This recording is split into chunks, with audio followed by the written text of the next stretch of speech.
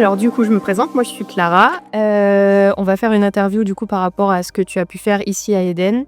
Est-ce que tu peux te présenter déjà en quelques mots? Ouais, et ben, Sylvain Voraz, donc je suis, dans la vie préparateur physique, dans le rugby et puis, à côté de ça, j'ai une famille, j'ai 3 enfants, voilà, j'aime le sport en général et voilà, puis je vais te raconter après ce qui s'est passé. Est-ce que peux nous parler un peu plus en détail de ton AVC? Ouais, donc du coup, c'était le 9 juillet l'année dernière. Ça s'est passé très vite, j'étais à la maison tranquillement avec mes enfants, en train de leur faire à manger et puis, en une fraction de seconde, j'ai eu la tête qui commençait à tourner. Je me suis demandé un peu ce qui passait parce que c'était pas quelque chose qui était ordinaire et je me suis retrouvé, par terre, chez moi, un peu, à dire un peu des conneries, à être nauséeux et cetera et c'est mon fils qui s'est inquiété surtout parce que bon, moi, je me sentais pas très bien mais je pensais que ça allait aller mieux et c'est lui qui a prévenu les secours et j'ai été très vite pris en charge. Au bout de 3/4 d'heure, j'étais dans, avec les pompiers et emmené, à l'hôpital donc j'ai eu quand même de la chance d'être vite pris en charge. Après, je me souviens pas très bien de la suite, si ce n'est que le soir, je me suis réveillé, j'étais à 1 € et voilà, bon, j'ai essayé de rassurer un peu les gens qui étaient autour de moi. Mais c'est vrai que je crois très vite compris ce qui m'arrivait. J'étais un peu dans le brouillard. Après la suite, elle a été compliquée parce que, j'ai pas trop de news sur mon état. Je voyais qu'autour de moi ça bougeait pas mal. Les gens étaient inquiets, moi pas trop, puisque je me sentais plutôt mieux que justement, au moment de l'accident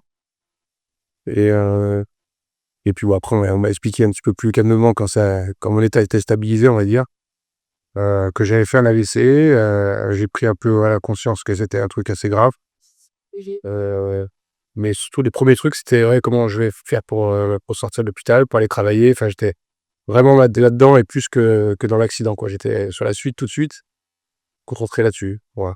En gros, c'est quand j'ai vécu cette partie-là, quoi. C'était quel type d'AVC que tu as fait? J'ai fait un AVC ischémique du cervelet, donc tout ce qui est lié à l'équilibre, en fait. C'est pour ça que sur les symptômes, j'avais entendu parler de l'AVC, mais plus sur les symptômes, de paralysie, les problèmes d'aphasie, choses comme ça. Ça, j'en avais entendu parler, mais là, du coup, pas du tout là-dessus. Donc tout ce qui était lié à l'équilibre et au vertige. Au début, je tenais pas du tout debout. Je me suis mis à remarcher que 3 semaines après AVC, donc ça, c'était un peu compliqué. Je me suis quand même posé des questions, savoir, je connaissais pas du tout ce type d'AVC, en fait. D'accord. Et du coup, la suite après tout ça, ça a été quoi? Qu'est-ce que tu as fait? Qu'est-ce qu'ils t'ont proposé de Et ben, faire? ouais, 15 jours après l'AVC, je suis retourné, parce qu'il y a beaucoup en fait, il y a beaucoup de gens qui sont touchés par ça, je me suis rendu compte et je devais passer en soins de suite, à l'hôpital à Neuro et le manque de place a fait que et puis j'habite pas très loin et que bon, j'étais quand même encadré au niveau familial, tout ça, donc j'ai pu rentrer chez moi. Bon, par contre, à partir de là, c'était vraiment j'ai l'impression d'avoir été laissé un peu, à l'abandon. J'étais à la maison, je pouvais pas me déplacer, ouais, je relevais, on va dire les besoins primaires, quoi. Donc ça a été compliqué le premier mois, parce que vraiment le moindre mouvement même de la tête, ça me provoquait des nausées, des vertiges.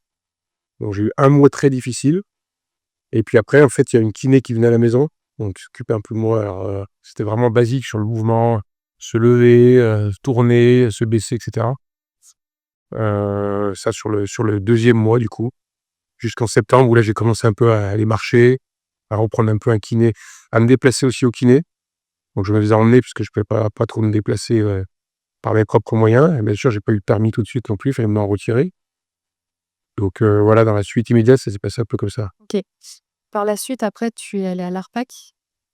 Ouais, alors j'ai eu un rendez-vous en fait, un peu bilan en septembre, à Henri Gabriel, parce qu'il pensait que j'allais faire de la rééducation là-bas, sauf que le médecin m'a trouvé trop fatigué, au niveau physique surtout, heu et puis même je pense mentalement, donc elle m'a un peu expliqué entre guillemets «l'AVC», hem, si tu veux le niveau de fatigue, comment ça fonctionnait, parce que c'est vrai que c'était dur pour moi qui était un peu pas hyperactif, mais qui avait toujours des choses à faire et cetera, de me dire: «Bah, là, il faut vraiment que je me repose».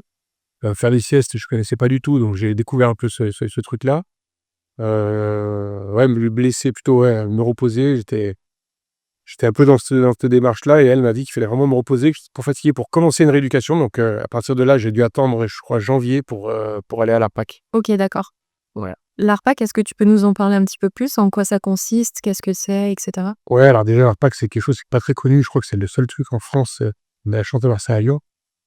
Au début, j'étais un peu, on va dire, pas, ouais, un peu surpris ou je sais pas, inquiet de savoir comment ça allait se passer. On m'a dit que j'allais faire du sport, que j'allais faire des jeux, que j'allais rencontrer des gens. Au départ, j'étais pas forcément très enthousiaste, on va dire, à ça.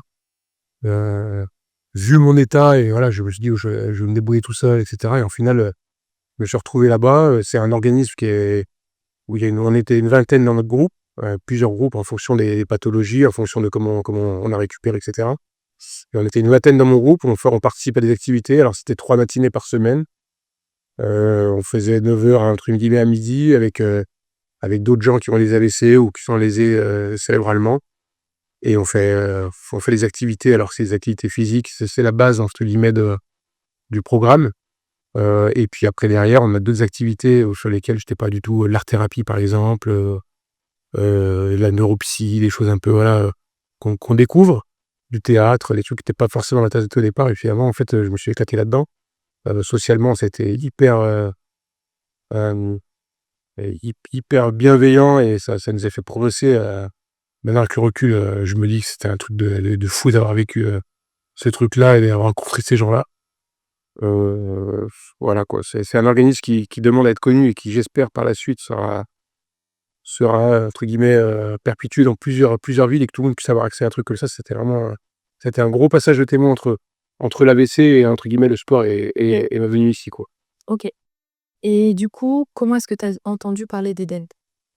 Bah, en fait, Eden, ça a été, comme moi je travaille dans le milieu du sport déjà à la base et que bon, le médecin avec lequel je travaille, bon, qui a toujours eu un suivi et cetera, m'a dit: «Bah, écoute, ça serait bien que tu te remettes un peu plus dans l'activité». Alors je lui ai expliqué que j'en faisais déjà un peu à l'ARPAC, mais il m'a dit: «Ouais, en parallèle, bon, je sais que moi je suis, voilà, plus sportif peut-être que d'autres qui n'étaient pas et j'avais ce besoin-là de retrouver, un niveau physique, voilà, à peu près normal, on va dire. J'avais plus beaucoup de poids, et bon et c'est aussi là-dessus qu'il m'a dit: «Ouais, c'est bien que tu ailles à Eden». On connaissait tous les 2 la structure. Moi, j'étais déjà venu, en tant que professionnel, donc je connaissais la structure, mais je pensais pas un jour, heu y adhérer, on va dire. Donc ouais, j'ai connu Eden par son biais à lui, puis c'est comme ça que j'ai commencé. J'ai fait une séance d'essai, puis après je me suis inscrit sur 3 mois au départ, parce que je me suis dit: «Un jour ou l'autre, ça va s'arrêter et puis on fera autre chose» et au final, ben, maintenant je suis adhérent à l'année OK. et voilà. Et du coup, qu'est-ce que tu penses de ton accompagnement chez nous? À l'accompagnement, alors déjà le fait de pas être très nombreux sur des petits créneaux et tout, ça c'est dans le suivi, dans l'évolution que j'ai eue, c'était super important et après l'accompagnement il est top quoi, ouais, je dis pas ça parce que tu es là, mais en plus vous êtes tous complémentaires, au niveau de, bah, la bienveillance, au niveau du professionnalisme dans lequel vous nous mettez. Chacun trouve un peu ses besoins, ses envies, voilà, il y a pas eu de puis on arrive à faire des choses ensemble, avec pas forcément heu, les mêmes profils. Donc ça je trouve c'est intéressant et puis, non franchement c'est moi j'ai eu une progression qui a été vraiment linéaire et je pense que Eden ça m'a encore fait passer encore un cap, par rapport à l'AVC et remis bien comme il faut physiquement. D'accord. Finalement, aujourd'hui, tu te sens comment physiquement et mentalement? Physiquement, bon, bah, déjà je me sens bien mieux qu'il y a 1 an. Après je sais qu'il y a encore des choses que je n'arrive pas forcément à faire ou qui me mettent un peu en difficulté, mais bon, ça c'est des choses on apprend à vivre avec ça. Hem, Après, c'est surtout aussi mentalement, je pense que ça fait du bien et en fait, c'est ce que j'essaie d'expliquer souvent avec les gens avec qui j'ai travaillé ou avec qui j'étais à l'ARPAC, c'est que quand on est bien physiquement, bah, forcément mentalement ça suit et vice versa. Quand on est bien mentalement, bah, on a envie aussi de se donner physiquement. Moi, je suis plutôt de ce côté-là. Si je suis bien mentalement, ben, physiquement, je sais que je vais pouvoir me donner. Mais ouais, ça a été vachement enfin les 2 sont liés, je trouve. C'est pas que la partie physique ou la partie, après la partie performance, on va dire. On voit que les choses, bah, forcément, elles évoluent. On a des petits tu vois, des petits records, les trucs qu'on fait et tout, ça nous permet de se dire: «Bon, ben, ouais, on existe» entre guillemets, on est là et on remonte la pente et après, même si, je me dis que ça sera peut-être pas comme avant au niveau, motricité, au niveau performance et je reprends beaucoup de plaisir à faire du sport, tout simplement. OK, d'accord, super. Et finalement, quelles sont les prochaines étapes pour toi maintenant? Les prochaines étapes, alors, on se projette, tu vois, sur les choses que tu nous proposes comme des courses, des choses comme ça, avec des petits objectifs qui sont atteignables, on va dire. Je me dis pas, je vais devenir, une machine de guerre, physiquement, mais juste, voilà, d'avoir, des petits objectifs en vue, continuer à participer à des séances avec, d'autres personnes, qui ont des soucis, ou qui ont eu des soucis de santé. Heu, voilà, après c'est, vraiment le lien social, heu, le fait d'être, adhérent aussi, ça te met une petite obligation à te dire: «Voilà, je suis inscrit, je m'investis». Voilà, être, moi, le côté aussi, prendre soin de moi ou qu'on prenne soin de moi, ça a été une chose qui était importante parce que du coup, moi, dans mon travail, c'était tout l'inverse. Donc là, j'ai retrouvé ce truc-là et je trouve que c'est top. Et puis après, continuer à être avec les amis, machin et puis pour aussi être avec les autres, les accompagner et les aider. Voilà, c'est un peu ça les objectifs OK. à court terme. Et bah, parfait. Je te remercie. Merci à toi, Clara.